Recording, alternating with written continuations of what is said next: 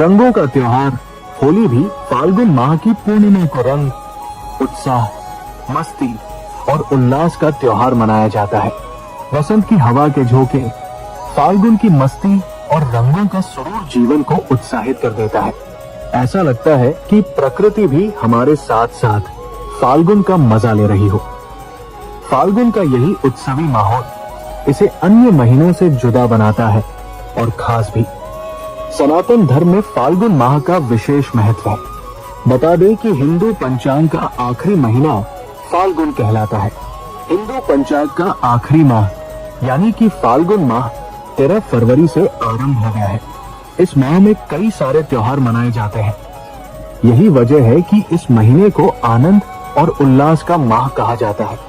इस माह जो पूर्णिमा आती है उसे फाल्गुनी नक्षत्र कहा जाता है, जिसे काफी खास माना जाता है। इसे बसंत या वसंत ऋतु का महीना भी कहा जाता है।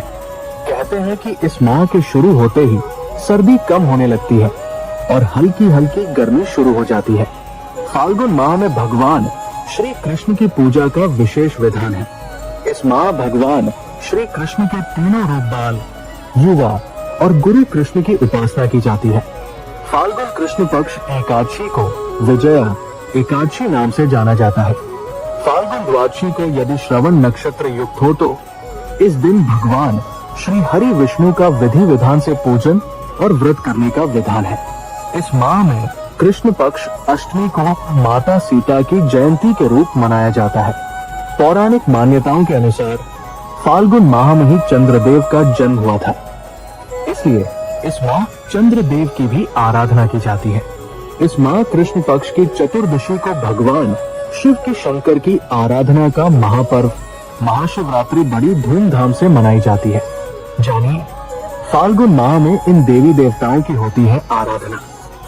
फाल्गुन माह के शुक्ल पक्ष की अष्टमी तिथि को मां लक्ष्मी की विधि विधान से पूजा अर्चना की जाती है। फाल्गुन माह में कृष्ण पक्ष अष्टमी को माता सीता की जयंती के रूप मनाया जाता है।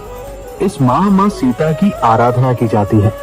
फाल्गुन माह में भगवान श्री कृष्ण की पूजा का विशेष विधान है। इस माह भगवान श्री कृष्ण के तीनों रूप बाल, युवा और गुरु कृष्ण की उपासना की जाती है। फाल्गुन माह के कृष्ण पक्ष की चतुर्दशी तिथि को भगवान शिव शंकर की आराधना की जाती है। ये दिन महाशिवरात्रि कहलाता है। कहते हैं कि फाल्गुन माह में ही चंद्रदेव का जन्म हुआ था, इसलिए इस माह चंद्रदेव की भी आराधना की जाती है। दक्षिण भारत में उत्तिर नामक मंदिरोत्सव का